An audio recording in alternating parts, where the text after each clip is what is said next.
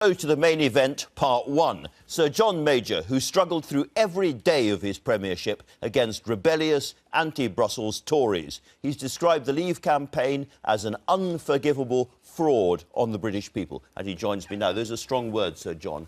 Are you referring, when you talk about that and the deceit of the Leave campaign, to Boris Johnson in particular? Not particularly to Boris, no. I think it goes much wider than simply the leader. Though, of course, as the leader, Boris is in a position to stop it. But I felt that for several reasons. Firstly, on the economy and what would happen if we actually left. The Leave campaign have said absolutely nothing to the British people. And what they have said about leaving is fundamentally dishonest, and it's dishonest about the cost of Europe. And on the subject that they've veered towards, having lost the economic argument of immigration, I think their campaign is verging on the squalid. And I have said so before, and I'm happy to say so again. Is it not possible that these are thoroughly honourable men who have taken a big political risked their own political reputations, their own political futures, and standing for something they fundamentally believe in, and which is agreed with by a huge number of British people, that these are the good guys? I've no doubt that there are many people in this country, including members of the Leave campaign, who thoroughly believe what they say. I've never questioned that. Though I must say, in Boris's case, it was a rather late conversion. I don't know whether he had a day trip to Damascus and came back, but until the very last moment, everyone thought he was in favour of staying. But he's made up his mind, and I respect that. But I think what they have done now they have begun the campaign is to feed out to the British people a whole galaxy of inaccurate and, frankly, untrue information. And what they have not done is tell us what would be the position if we were to vote to leave. I think it would be chaotic and damaging, and I think the people who would suffer most would be the ordinary, everyday man and woman in the street. And they need to tell us, if they wish us to leave, what it would be like and how they would then meet some of the objectives they've set out. They say this morning an extra 300,000 jobs would be created because we would be free to strike our own trade deals with America and Australia and China and other countries. Well, it's fantasy. Firstly, we have something like 3 million jobs connected. I'm not saying they're wholly reliant, but connected to our present trade with Europe and essentially with the single market. I gather their current policy today is that they will leave the single market. It would also be a socking great hole, according to every commentator, in our public finances. So these promises of expenditure on the National Health Service or elsewhere are frankly fatuous. They are a deceit. We would lose a huge amount in terms of national income through trade, the small businesses who sell their goods to Europe, who would sell less because if we left the single market, we would face a tariff barrier of probably around 10%. So we would sell less, people would lose their jobs, we would find ourselves in a much worse position. And the Leave campaign can turn to no serious organisation who believes what they have said about the economy and about the future of Britain and the single market. So to be clear, you're saying this is a deceitful campaign, to call a spade a spade. Are you saying that Boris Johnson is lying?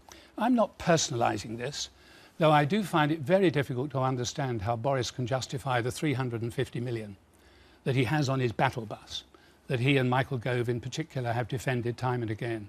You know, I know, the IFS knows, everyone knows, Boris knows, that the real net amount that we send to Europe is about 1/3 of that. After the rebate and after the money paid back to our fishermen, to our farmers, to our researchers, the amount we send to Europe is about 1/3 of the amount that they claim. Now, if they can't be straightforward and honest on a clear-cut matter of fact like that, upon what else can we trust them? You keep using words like straightforward, honest, deceitful, and yet you say you're not personalising it. You are accusing these people of lying. I'm talking of the Leave campaign. I'm not necessarily talking of individuals. I'll tell you exactly. I think throughout the whole of my political life, people have regarded me as being guilty of understatement. I am angry at the way the British people are being misled. This is much more important than a general election. This is going to affect people, their livelihoods, their future, for a very long time to come. And if they are given honest, straightforward facts and they decide to leave, then that is the decision the British people take.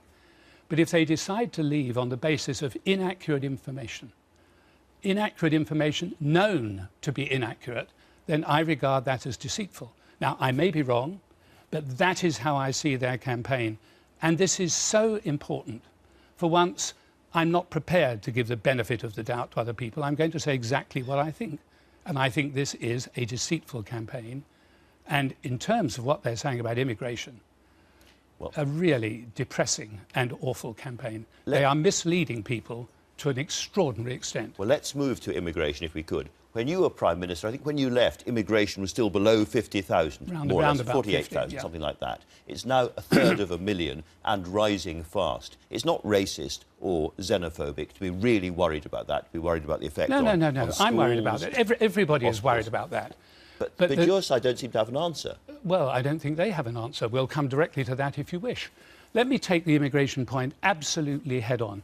Yes, immigration is very high, and yes, this causes great troubles for us, not only for us, but all across Europe. Half the world is on the move at the moment because of what is happening in North Africa and the Middle East, because of fears about Russia in Eastern Europe, because of the economic difficulty within the Eurozone.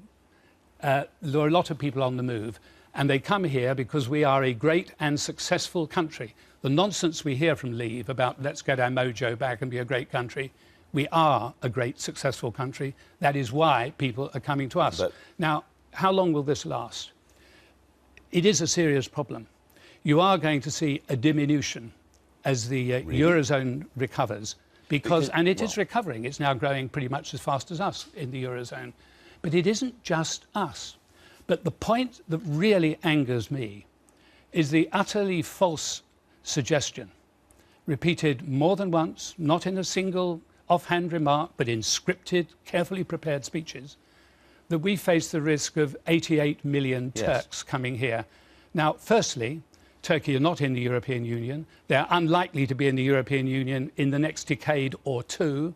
Even if by some chance they were, we are outside Schengen. Right. And in any event, Andrew, and in any event, is it seriously suggested, as they do, that all 88 million Turks would come here? Well, apparently, for our higher national living wage. On the one hand, they say migrants are depressing wages, and on the other, people are flooding in to get our higher national wage. It's nonsense. Let's be clear, Sir John. Nonsense on stilts. The EU wants Turkey to join. The British government wants Turkey to join. The Prime Minister has said he would pave the way from Brussels to Ankara. So this is not a complete fantasy. It's quite possible. And this choice, this election, this decision, could be with us for 20 or 30 or 50 years' time. During that period, the Turks have been negotiating for the best part of 30 years a whole series of different things that have to be negotiated.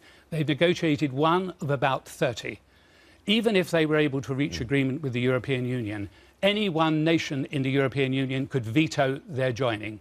The French have already said they would have a referendum on that issue. The Germans almost certainly will follow suit. Turkey will not be in the European Union for a very, very long time, if ever, for a whole series of practical reasons. And the Leave campaign know that. That's the point. They know that. There are people watching this who will say, just hold on a second, this is Sir John Major, this is the man who negotiated the Maastricht Treaty, and at that time you got your opt-outs and so forth. I remember it very well. I was there at the time, in the rain, in the dark and so forth. But nonetheless, we were being told at the time that the European Union was not going to evolve into a very centralised superstate and sprawl and spread. And actually, your critics then were right. No. That's what's happened. No, it hasn't. Firstly, you're quite right. I did negotiate the opt-out for the single currency. I'm told by the Leave campaign I'm wrong on everything on Europe. Well, I certainly wasn't wrong on that. What about Nice, Amsterdam, Lisbon, all those other treaties which followed nonetheless? It is a direction of travel. Not under my premiership, they didn't. We were also out of Schengen because I declined to join it in 1996. Now, what happened? We negotiated at Maastricht a safeguard, the subsidiarity safeguard, which was then bypassed. David Cameron has now effectively reinstated that with his red card system. So it has been reinstated. Any more power in a treaty, now this is very important, any more power in a treaty to Europe would have, by British law, now to be approved in a referendum. So if there is a grab towards a superstate, which they may integrate further inside the Eurozone, but we're not in the Eurozone, does that not leave and we're not going to integrate Does that not further. leave us a bit like a kind of rickety sidecar stapled to the side of a vast Mercedes going to a place we don't want to go? Only if you think we're a little country. We're not a little country. We're a big country. But we We're can't one of the divert biggest Eurozone. countries. We're one of the biggest countries in the European Union. We are outside the Eurozone. We are not responsible for their debts. We are not going to be responsible for their debts. We are not going to enter the Eurozone. We are staying in a wider Europe, and we are going to continue to trade with Europe if we are wise, but we are not involved in what is happening in the part of Europe that is in difficulty. But if we cut ourselves adrift, we will become a vastly diminished country. You've seen, we were talking about the world after Brexit, if that's what happens, and you'll have seen a whole series of pledges now about 100 million a week for the NHS, about an Australian-style point system, about new farming subsidies, and much else. Yes. It's beginning to look like another manifesto, isn't it? Well, it's certainly very ill thought out. I mean, the concept that the people running the Brexit campaign would care for the National Health Service is a rather odd one. I seem to remember, well, Michael Gove wanted to privatise it, Boris wanted to charge people for using it, and Ian Duncan Smith wanted a social insurance system. The NHS is about as safe with them as a pet hamster would be with an hungry python. So I don't think that's very wise. As far as immigration is concerned, what they're planning is immensely difficult. Let us suppose they win. Let us suppose that for a moment. And it's possible. And it's possible. Let us suppose they win and their policies on immigration were implemented. Firstly, as you know, the Scots may hold another referendum. We might end up with Britain out of the UK, out of the European Union, and Scotland out of the UK. If Scotland is out of the UK, well, England and Wales, but you, Andrew, you will be a migrant. I'll be sent back. You'll be a migrant. I'll be sent back over the border, I'm sure. How are they going to? Who are they going to get? How are they going to reduce their numbers? There are more people coming into this country from outside the European Union than inside. Who are the people they're going to send back? The 52,000 doctors in the National Health Service, doctors and nurses, the 80,000 care workers. They're not talking about sending anybody back because of the Luxembourg Agreement, which means they can stay. How are they? We won't be in the European Union if we leave. How are they going to reduce their numbers? Who are they going to stop coming in? The footballers or enchanters? I think we need some practical information, and we are not getting it. People are being invited to vote for a pig in the poke. Two final thoughts just before we finish. Do you think this is about Boris Johnson's personal ambition? Well, I've no idea. I can't see inside Boris's mind, and I wouldn't attempt to try and do so. But I would just offer this piece of friendly advice. I like Boris. I don't know him well, but what I've seen of him, I like him. Off the candidates list. He's very... Once a long time no, ago? I did not. No, that's utterly untrue. No, I did not. He's a very engaging and charming court jester and a very engaging and charming public figure, and he's very likeable, and people like him. But I think I would offer him this piece of advice. If the Leave campaign led by Boris continue to divide the Conservative Party as they are doing at the present time, and if Boris has the laudable ambition, for it is a laudable ambition, to become Prime Minister, he will find, if he achieves that, that he will not have the loyalty of a party he divided. Ian Duncan Smith was serially disloyal in the 1990s. When he became leader, he was surprised that no one was loyal to him. Now, Boris should learn from that. And I think Boris, all his instincts in the past have been those of a one-nation Tory, which is where I stand. He seems to have drifted away from that with the way in which they're approaching immigration and some of the other things. I'd like to see him get back, because if he gets back, he is an engaging, conservative, important, engaging conservative figure. Do you think the Conservative Party is in danger of dividing? Well, we'll have to wait and see. All I can say is that whether the Conservative Party divide or not is one thing we must look at in the future. But that is not as important as the decision that we have to make. This is not about political parties, it's not about the elites, it's about the everyday man and woman in the street and their children and their grandchildren. It is their future that we will play Russian roulette with if we leave the European Union. My last question, given what you've said about Boris Johnson today and in the past, do you think he's fit to be Prime Minister? I'm not making judgments about whether anyone is fit to be Prime Minister. That's a matter for a much wider view than mine. It's a matter for the Conservative Party. Ultimately, it's a matter for the whole electorate. So I wouldn't be so impertinent as to have a suggestion either way. I merely say that whether Boris is Prime Minister is no doubt a very important matter to Boris and to many other people.